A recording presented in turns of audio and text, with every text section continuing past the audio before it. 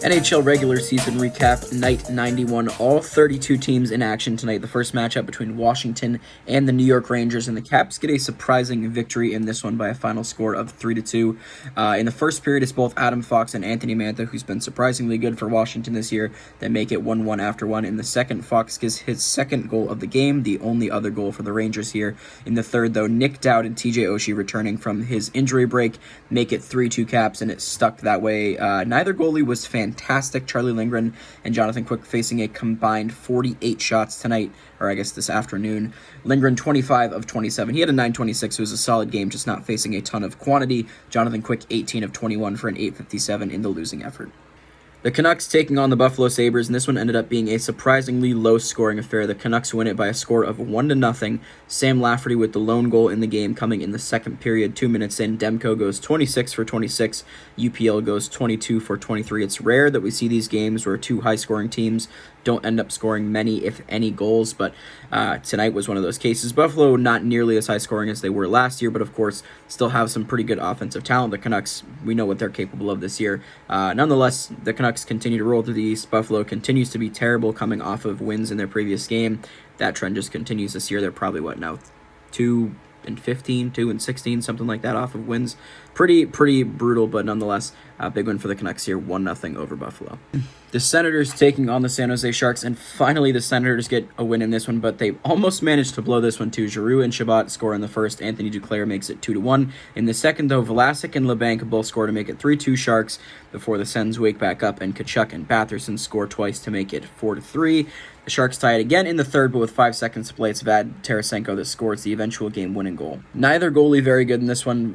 Jonas Korpisalo especially. Mackenzie Blackwood, though, 36 of 41, faced a ton of shots and 878 save percentage. Jonas Korpisalo, 14 for 18, a 774, simply not good enough. Very lucky to come away with a win in this one, 5-4 Ottawa. The Devils taking on the Florida Panthers, and Nico Daws has a fantastic game in this one. The Devils win by a final of 4-1. It's Alex Holtz, Jesper Bratt, Eric Holla, and John Marino with the empty netters for them. 2 in the first, 1 in the second, and 1 in the third. Sam Reinhart gets his 31st of the year on the power play in the second period with about 30 seconds to play, but that's all that they would get past Nico Daws. 36 of 37 in the winning effort for him. For Sergei Bobrovsky, it's 18 of 22. Not one of his better games of late, but they're not going to win every game. Tonight was one of those examples. Big win for the Devils, 4-1 over Florida. The Ducks visiting the Tampa Bay Lightning, and no upsets here. The Lightning take care of business. No goals in the first. In the second, though, it's Hedman, Stamkos, and a second from Stamkos, all on the power play. Frank Vatrano scores his own on the power play as well, but it's 3-1 Bolts after 2. And then in the third, Calvin DeHaan and Brandon Hagel add 2 more to make it 5-1 in favor of the Bolts. Kucherov with 3 assists in this one. Stamkos, 2 goals and an assist. Andrei Vasilevsky goes 19 for 20. Hedman with a couple points. All the usual faces end up having pretty big performances here. Lucas Dostal was pretty good for the Ducks. He goes 36 for 41 and 878 save percentage in the losing effort. He's faced a ton of shots over his last 5 or 6 games, but just not enough for the win when you only score 1 goal on a pretty talented Lightning team, regardless of what their record is. The Canadiens taking on the Edmonton Oilers, and this one was tighter than I would have expected. Cole Caulfield and Leon Draisaitl are the 2 goal scorers in regulation, and on the power play in overtime, Evan Bouchard scores the eventual game winner. The Oilers damn near doubled the Canadian shots. It's 41-24. Sam Montembeault was fantastic in this one, 39 of 41 for him. For Stuart Skinner, 23 of 24, and a much-deserved win for Edmonton. The Leafs hosting the Colorado Avalanche in a very high-octane game. The Leafs score 3 in the first. Max Domi, Morgan Riley, and Timothy Liljegren, all unassisted, oddly enough. So we head to the second, 3-0 in favor of the Leafs. In the second period, Drouin scores on the power play with his 10th of the year, and then Mikko Rantanen scores his 22nd to make it 3-2. Still favor of the Leafs headed to the third, where we get 3 consecutive goals from the Avs. Andrew Cogliano, Nathan McKinnon, and Ross Colton with his second attempt at the empty netter. He missed a wide-open one from about 30 feet out on the first try, but nonetheless, it's a blown 3-0 lead from the Leafs, a 5-3 victory for Colorado. They outshoot them by 4. Neither goalie great in this one. Georgiev the better of the 2, though. 26 of 29 for him. Martin Jones, 28 of 32 in the losing effort. The Avs still in second in the Central. They got to catch up some ground on the Jets, who did lose a game today, so we'll see if they're able to maintain that momentum and catch up to them in the coming games. The Blue Jackets taking on the Seattle Kraken, and this one was a surprisingly back-and-forth game until midway through the second period. In the first, Provorov scores twice for the Blue Jackets, and McCann and Eberle score for the Kraken. It's 2-2 after one. In the second, Marcheko makes it 3-2 for the Blue Jackets, and then from there, Seattle kind of takes over. It's Karche and Bjorkstrand, that both score in the second. In the third, McCann with his second, Dumoulin with his third of the year, and then Tolvanen with the eventual empty netter. Emil Bemstrom does add one more sandwiched in between all those to make it a 7-4 final. McCann with a pretty good performance, 2 goals, as mentioned, plus an assist. Bjorkstrand, reverse of that, goal and 2 assists. Joey Decord, 30 for 34. Tarasov, 29 for 35. Neither goalie was all that good in this one. It's been kind of a theme tonight aside from that one Buffalo game. Nonetheless, Seattle continues to roll. Still 5th in the Pacific, but definitely making some ground on the teams above them. A 7-4 final here. The Flyers taking on the Winnipeg Jets, and the Jets have finally lost a game in regulation at that. Cam Atkinson and Sam Ersson are the 2 stars for the Flyers in this one. Atkinson with both goals, 1 even strength, 1 on the power play in the first and second, respectively. Sam Ersson goes 35 for 35, while Connor Hellebuck goes 34 for 36. Both goalies very, very good in this one, but Philly gets a big win. The Jets finally lose one. The Flyers are looking to stay alive in the Metro. They currently sit 3rd, but scratching and clawing with some of the teams around them performing pretty well. The LA Kings visiting the Detroit Red Wings, and this one was a pretty entertaining game. Dylan Larkin opens the scoring with an absolute snipe over the shoulder of Cam Talbot. Quinton Byfield ties it about 4 minutes later, 1-1 after 1 in the second, though. All Red Wings. It's Larkin with his second, Fabry, Kane, and Andrew Kopp each tallying to make it 5-1 Wings after 2.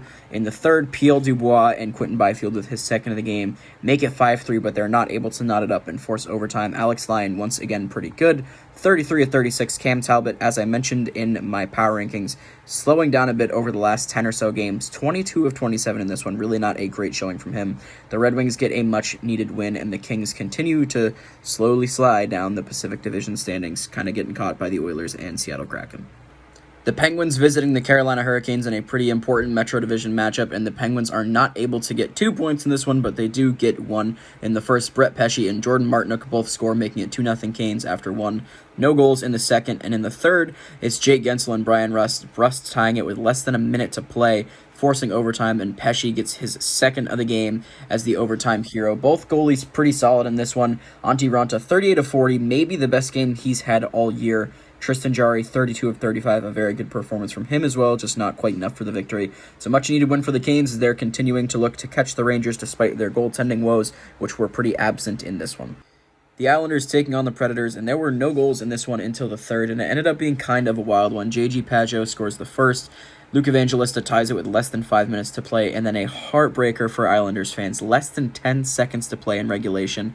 Alex Carrier scores his third of the year, making it 2-1 Preds, and then with less than a second to go, Juuso Parssinen scores on the empty net. It's a 3-1 regulation win for Nashville.